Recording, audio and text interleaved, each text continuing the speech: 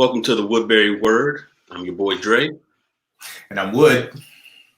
And we appreciate you coming back and joining us. So in this episode, we're going to talk about my favorite topic ever in the world. That's Michael Jordan. And this episode is really as a result of the Last Dance documentary, which I'm sure everybody has either watched or heard of. And if you're like my wife, you're tired of hearing about it. So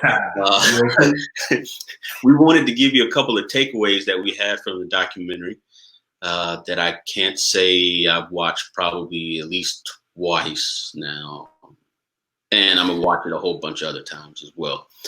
But we have 6 takeaways and 3 each that we'll get into. But before we do that, again, we thank you so much for joining us.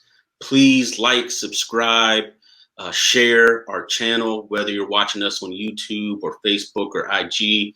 If you're listening to us on the podcast platform, Woodbury Word, please put the word out there that we're here. Hopefully you're enjoying the content. Give us your feedback. Let us know what you think.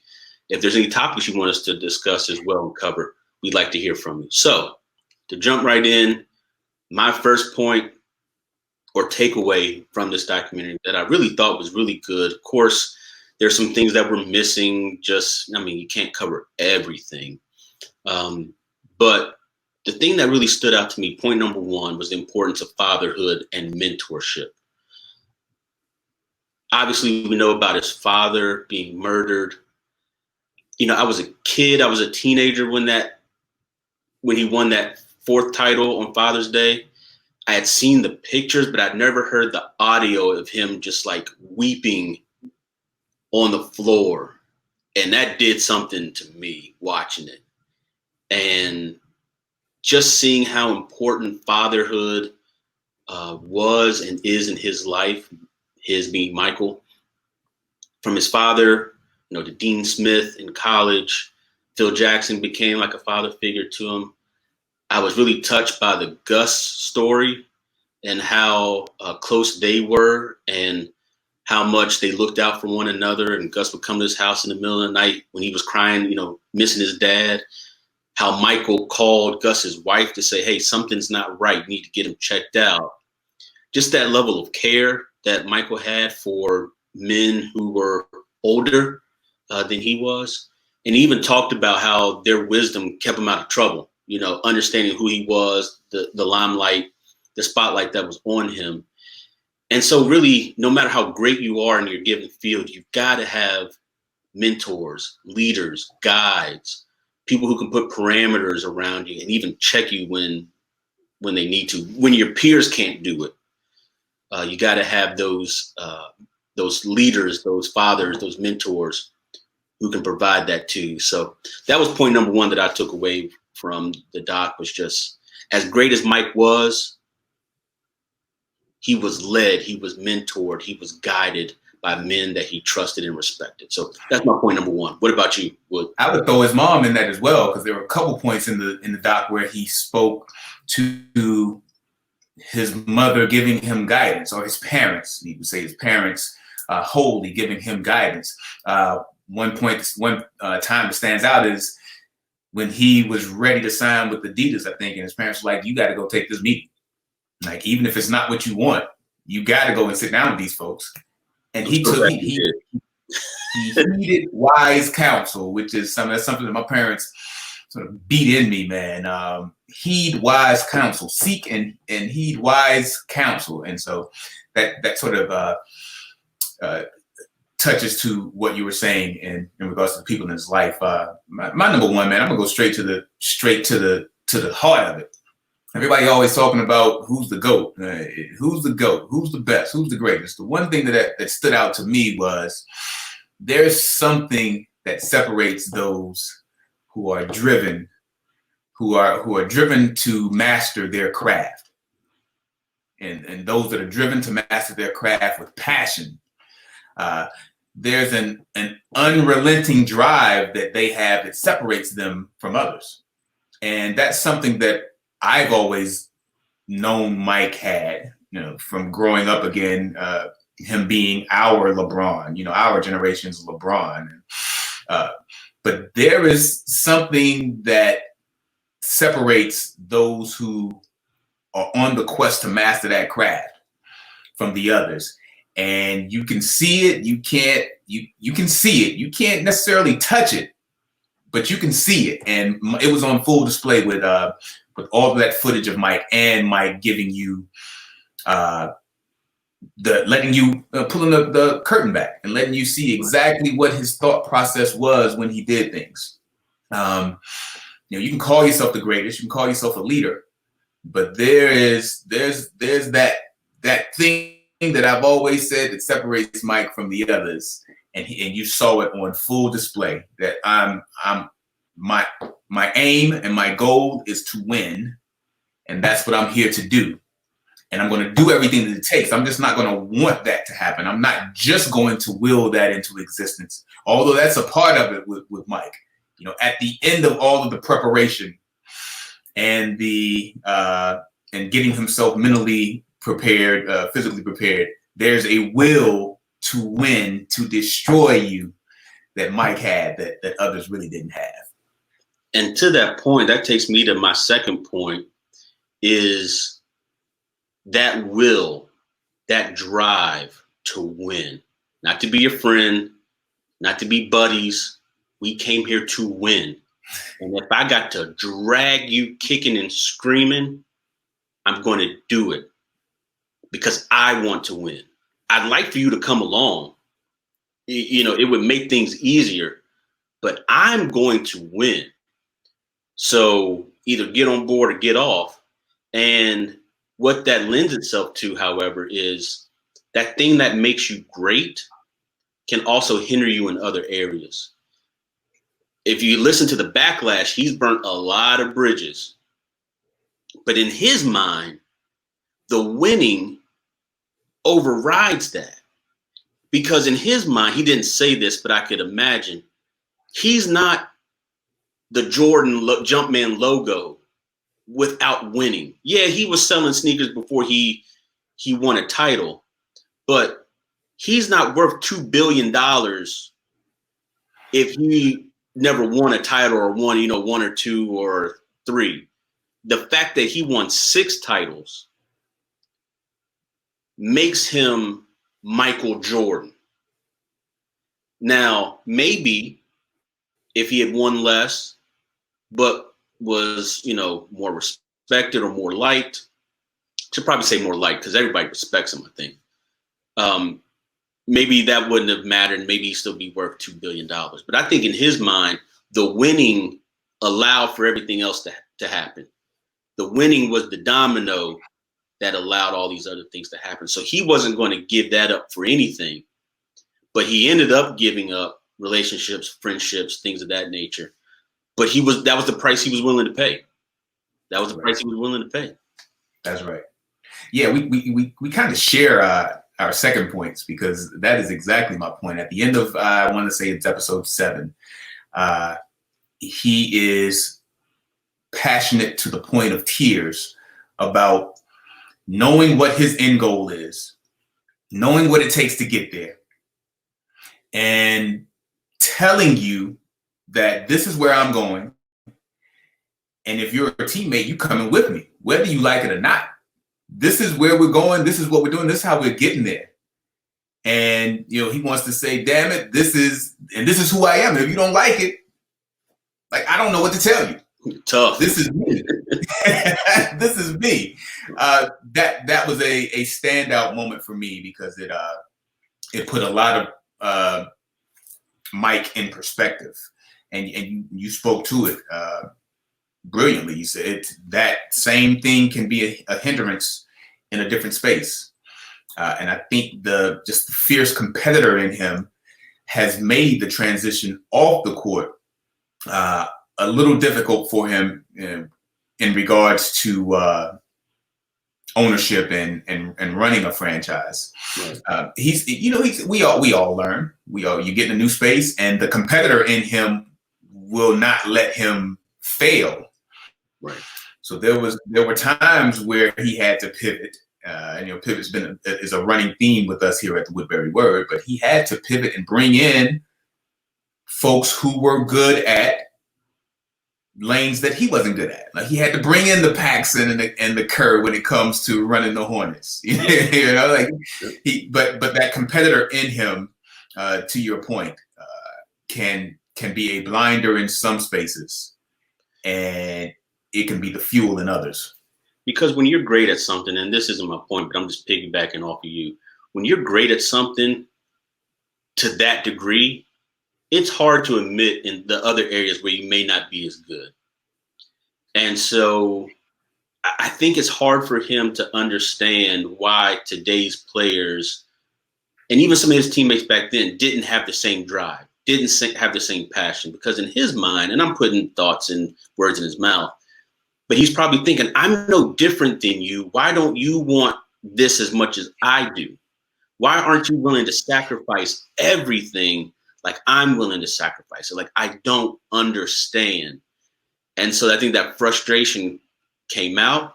He's probably experienced it now with the Hornets, where it's just a different day. And a lot of these guys don't understand.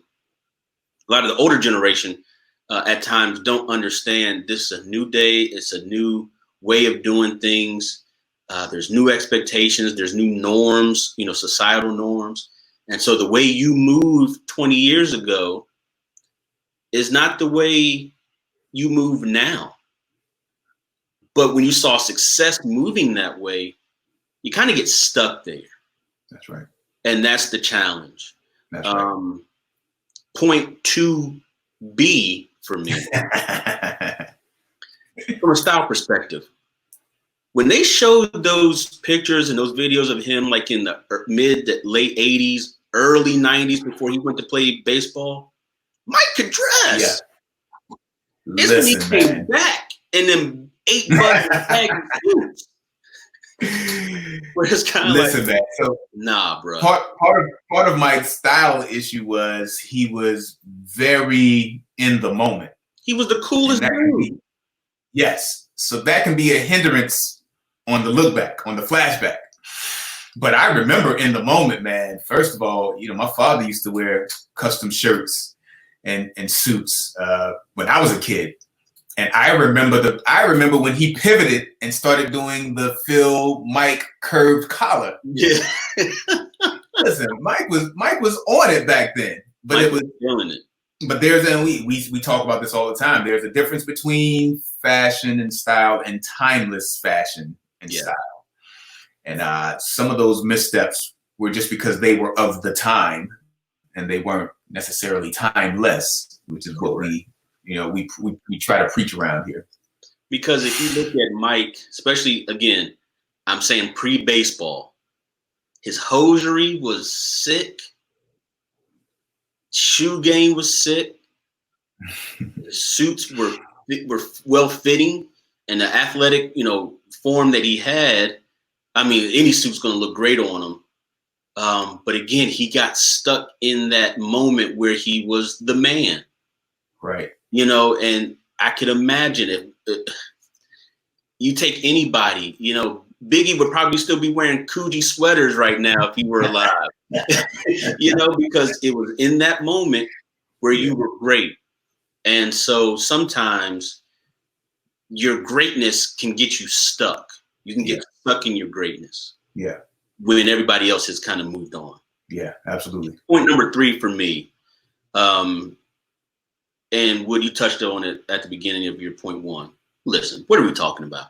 The man's the greatest basketball player of all time. There's no, come on, seriously, come on. But to be objective, because somebody's gonna say, "Oh, you're just a Jordan fan," whatever. To be objective, I think most people have the same 10 to 12 guys in their top 10 to 12. There's going to be some combination of, Jordan, Kareem, LeBron, Magic, Bird, Russell, Wilt, Duncan, Shaq, Kobe, right? And, some may have Oscar 11 or 12 or Hakeem or Moses Malone or Jerry West. But I think we all kind of agree that those are the greats of the greats of the greats. There's a difference between them and everybody else. So for me, my top three are on another plane than 4 through 6. Okay. That's just how I look at it. I think there's something clear about the top 3 that delineates them from the rest, who are also great players.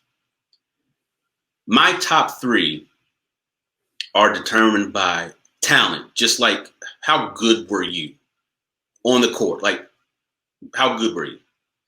Then what were your individual accomplishments? MVPs, All-Stars, Final MVPs, points, steals, rebound, assist, all of the statistical things that we can look at the back of your trading card and say, oh yeah, you were great. And then third is the team success. Were you a winner? Did your teams win? So when I add those all up, I think Jordan has the best combination of those 3. Talent, you just watched him play. He's different. He's just different. He's different. Individual accomplishments.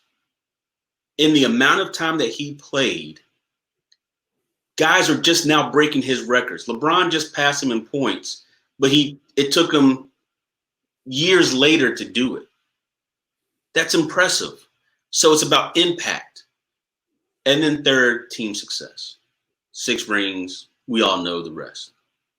So I got Jordan 1. I've got Kareem 2. And to me, Kareem is the only guy that really has the argument because the talent was immense. Was he the most fun to watch? Probably not.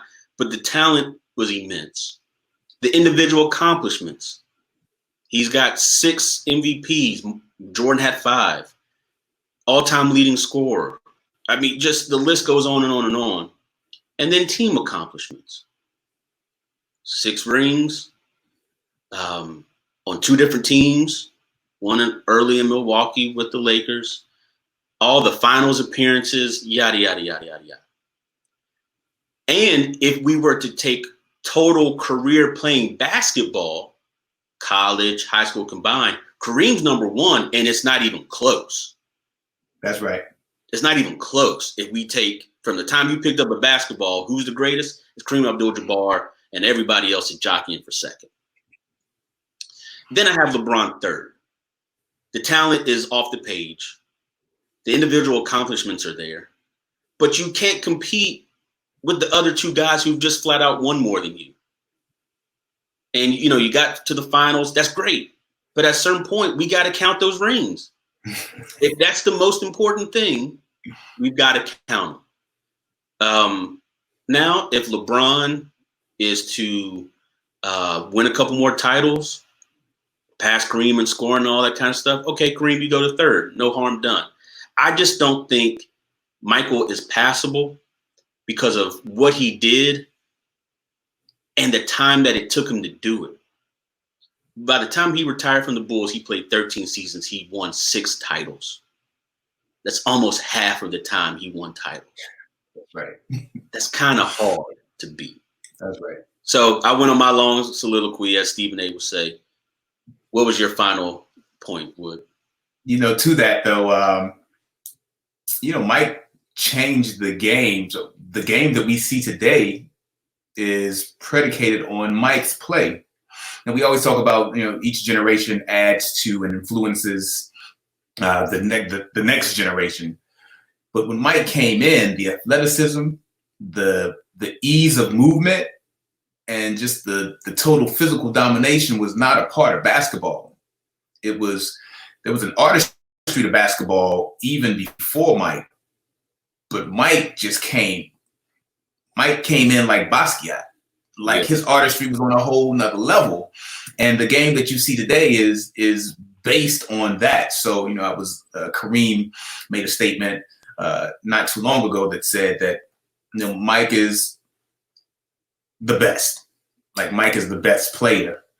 But having that conversation about Mike versus LeBron is a different conversation because LeBron off the court is a monster to be reckoned with.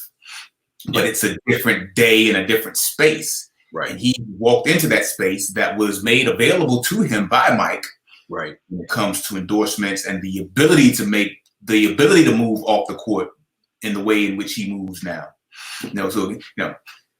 another tangent is we can't vilify Mike for not doing so much off the court because it was a different day and time. Nobody was doing anything. Dr. J wasn't speaking out. Magic wasn't speaking, not publicly. Privately, they were doing their thing and they were making moves and making sure they supported people. But you didn't do that publicly back then because money and, okay, maybe it's a money thing. But we were starting to make that type of money. LeBron comes in with $90 million off the top from Nike. That puts you in a totally different play. And I'm not discounting what he's done because it's been great. But to your point, the foundation was laid. So you have more ability to speak out. And you got guaranteed money. That's right. Like that doesn't happen without Mike. So, and to push back, there were athletes that were speaking out. And we saw, the results of that. Now, we can have the argument whether that was needed, and it's definitely needed. You need folks that have platforms to speak out. We can have the argument about whether that was a detriment to Mike's legacy, but Mike's ambition, Mike's intention was to do something different from being a public figure, a figurehead of sorts. Mike was out to be the best, to be the greatest, and to get as much as he could in this space that was newly open to him. So two different conversations when you're talking about Mike versus LeBron and that. But that's not even my last point. My last point is that the mental aspect of the game is just as important as the physical aspect. And we have to thank God for bringing Mike and Phil together, because Phil was able to build upon sort of the mental strength that Mike already had. Mike, it's pretty evident that Mike is a mentally strong individual. Phil was able to build on that by adding allowing him to see the strength that his mental and spiritual focus, what it could add to his game. And that was the icing that sealed the deal for what we saw as the Bulls dynasty, as Mike creating a legacy that's unmatched. The importance of the mental aspect, approaching the game with mental acuity and focus, really stood out to me. Always knew that there was that played a part. My father was a huge Phil fan when I was a kid. I was a huge Mike fan. My father was a huge Phil fan, and that was part of it. Phil brought this mental aspect to the game that was unmatched, and that it had never. He came from a perspective that no coach had really come from. No coach of any notoriety, anyway, had come from it until that point. So yeah, the importance of the mental aspect of the game was on display. Understanding who the players were and how they interacted, and how to influence this one so that influences the whole. I think that stood out, and that's very important. Because if you look at Phil he was X's and O's to a degree, but it wasn't his mastery. He didn't master X's and O's. Tex Winter, you could say, was really the coach in terms of putting the triangle together. But to your point, Phil knew how to move the pieces. And really, here's something to think about. When Doug Collins was the coach, Jordan was putting up 35, 36 points a night. Yep. Phil comes down, and he's saying to Mike, you might not ever win the scoring title again. Now, we know Jordan did every year, but his numbers went down with Phil. Right. That's right. But there was something that he was able to unlock in Scottie and Horace, a freedom that he gave Paxson and a confidence that he gave, I'm going way back, Stacey King and Scott Williams and Cliff Levingston. I'm a Bulls fan, okay, from back in the day, but he unlocked those guys. So 6 points from Stacey King means more than adding 6 more points to Jordan, if that makes sense. That's right. Addition by subtraction. Like he subtracted some of the points from Mike, and it added to the total, to the whole. Yep, but then those guys play better defense. They set better screens. They pass the ball more, things of that nature. They feel included. Yeah. So those were. What, you have one more? Yeah. What's that? What's the lasting image for you? I have an image that stands out to me. Again, think the artistry, the creative in me is always looking at the imagery, because it's just as much the story as what you're being told. But go ahead. The lasting image for me is that package. You can't duplicate it, and there's even a point to Mike that you can't express. You don't quite have the words for it. How paintings can be looked at and it's great, but you can't quite put your finger on it. Or you can see a great garment or great architecture and say, that's great. Can't fully express how and why, but I know it's great. Yeah. And that's what I take away from Mike, because it's bigger than stats. It's bigger than accomplishments even. There's something different about him and how he went about it and how he captured our imagination. I got a closet full of Jordans. I ain't playing ball in them, but something that happened 20, even 30 years ago is still capturing us today. That's different than just playing ball. That's right. That's what I took away from it. That I can't remember the exact. Yes, I can. It goes back to the thing with his father. They were running a loop just showing the end of that Seattle game. I've never cared about another individual crying before that I didn't know. Yeah. But it was something about this one because I was so connected. His ability to connect, with people who he's never met. He's never met me. Yeah. Just something different about him. That's all I can really say. Yeah. Yeah, the image that stands out to me, I may find it and at some point frame it. But he's in the locker room with the bat in hand, stogie in mouth, and Jay's up on the side of his locker. And BJ Armstrong's in a world of trouble. But he's in his element. We were in this men's wear game and this custom menswear game. And, one of the things that we have these conversations, one of the things that I despise is all of the staging that takes place. And I'm not a fan of all the staging. I try not to live my life staged. And unfortunately, we are in this space where staging is so important to get across a certain imagery.